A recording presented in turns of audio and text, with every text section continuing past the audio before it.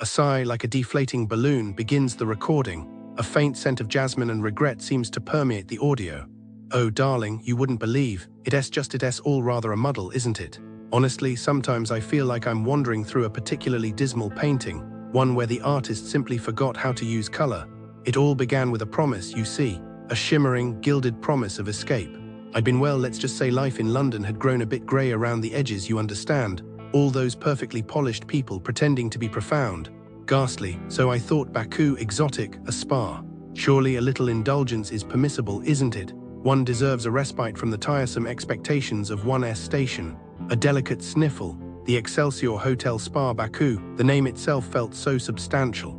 Like a grand old duke, but the reality, oh the reality. It was less a duke and more a particularly disgruntled groundskeeper. It started, quite prosaically, with the luggage. One expects assistance, docent T1. It's rather the point of employing people, wouldn't you agree? I stepped out of the taxi, a rather stylish one, I might add. One doesn't travel by anything less, and simply waited. And waited. Like a rather pathetic statue, no one, not a soul. Apparently the expectation that someone might assist with one's belongings is simply unheard of. It's a fundamental breach of societal contract, really. It's as if they actively disapprove of having possessions. Honestly, it's incredibly rude. It's not just about the suitcases, it's the principle. It signals a profound lack of respect for your time, your comfort, your person. It's the start of a cascade, you see. A tiny crack in the veneer of civility that widens and widens until everything is crumbling. A slight tremor in the voice. Then came the staff. Oh, the staff. They possessed a peculiar talent for making one feel utterly invisible. Their faces permanently fixed in expressions of vague annoyance. Their movements sluggish and begrudging. It's like they'd been trained in the art of passive hostility. It's not that they were shouting or being overtly rude, you understand. It was the tone, that thinly veiled contempt, the way they'd look through you as if you were a ghost. Imagine that, to be rendered transparent by sheer indifference. It's dehumanizing. It's a rather effective way to erode one's self-worth, wouldn't you say? I felt a longing for the simple warmth of a barista acknowledging my existence. Is that too much to ask? And the rooms. Oh heavens, the rooms. They'd shown pictures online, you see. Beautiful, airy spaces bathed in golden light. What I received was, well, dim is a generous assessment. It resembled a particularly gloomy boarding house from a Victorian novel. The carpets, darling, the carpets. They smelled of things best left unnamed, a sort of damp, forgotten history. And they weren't just worn, they were actively shedding their fibers like a sad, neglected animal. It's unhygienic, of course.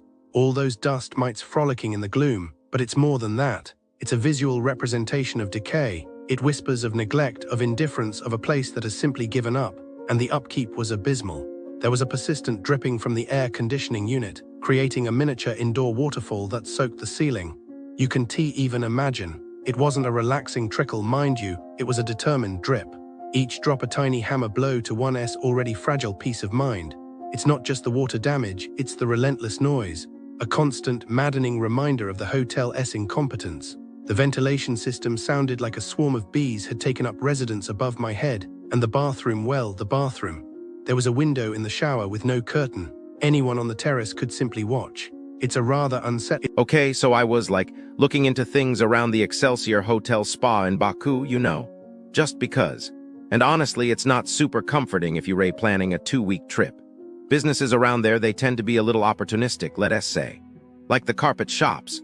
They really beautiful, right? All those colors. But I heard a story, a tourist, a lady from Germany, she went into one near the Excelsior and they kept bringing out more and more carpets, offering her tea, being so friendly. Then she finally picked one, and the price they quoted her was double what they initially said. Double. She argued, of course, but they were so insistent, saying the quality was higher, special wool, all that. She ended up paying way too much just to get out of there. I bet she felt awful, you know?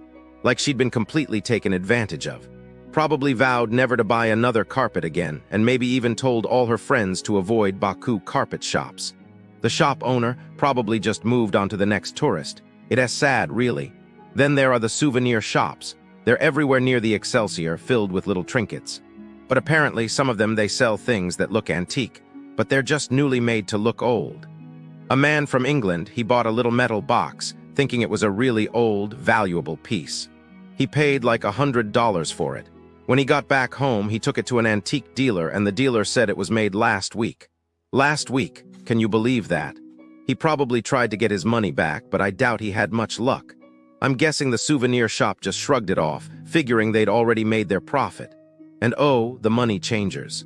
They reign not in the Excelsior, obviously, but they hang around outside near the entrance. They offer really good rates at first. Too good, you know? A friend's cousin, he went to change some euros, and they counted out the man really quickly, then tried to shortchange him. He noticed, thankfully, and made a fuss, but it was stressful. I bet he was suspicious of everyone after that, constantly checking his money. Probably decided to only use ATMs from then on. And those money changers. They just keep trying it because someone always falls for it. It's horrible, isn't it? The reality of businesses near Excelsior Hotel Spa, Baku. The businesses near Excelsior Hotel Spa, Baku, are a lesson in disappointment. If you were expecting charm, efficiency, or even basic competence, prepare to adjust those expectations. This isn't just about one bad restaurant or a single overpriced mall. It's a pattern. A pattern of poor service, questionable management, and prices that make you question whether you accidentally wandered into a luxury tax zone. Let's start with the shopping experience. Malls near Excelsior Hotel Spa are a masterclass in confusion and emptiness. Port Baku Mall, for example, is the kind of place where luxury brands gather to collect dust. Visitors describe it as a ghost town, beautiful but utterly lifeless. The layout is so baffling that finding a cafe feels like solving a maze designed by someone who hates joy. And the prices? Let's just say if you enjoy paying double for the same items you could find elsewhere, this is your paradise.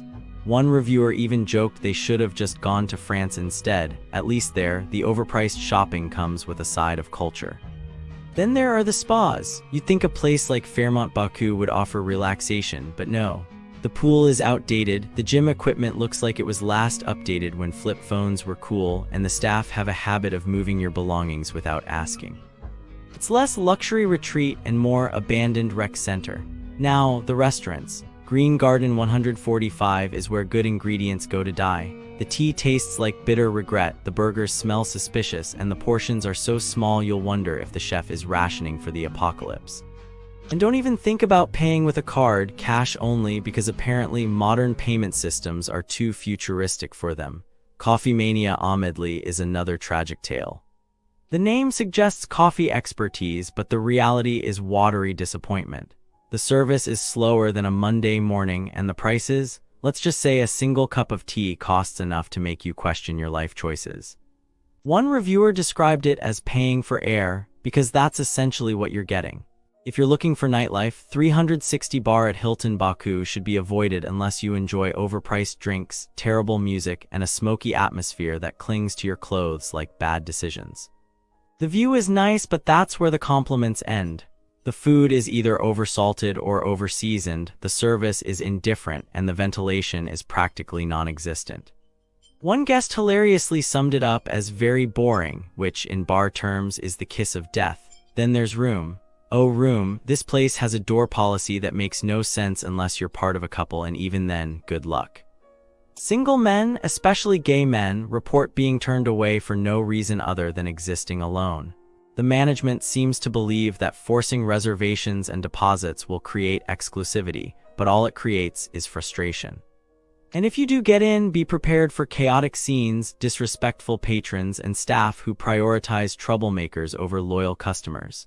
One poor soul was banned for defending his sister from harassment while the instigators were allowed to stay. Charming, right? So what's the verdict? The businesses near Excelsior Hotel Spa Baku are a mixed bag, if the bag was mostly filled with expired snacks and a single sad raisin. Overpriced, poorly managed, and often unwelcoming, they're the kind of places that make you appreciate the hotel even more. If you must venture out, do so with caution and maybe bring a packed lunch. For travelers, the lesson is clear: manage your expectations, watch your wallet, and maybe just enjoy the hotel spa instead. Because outside those doors, it's a jungle, and not the fun kind.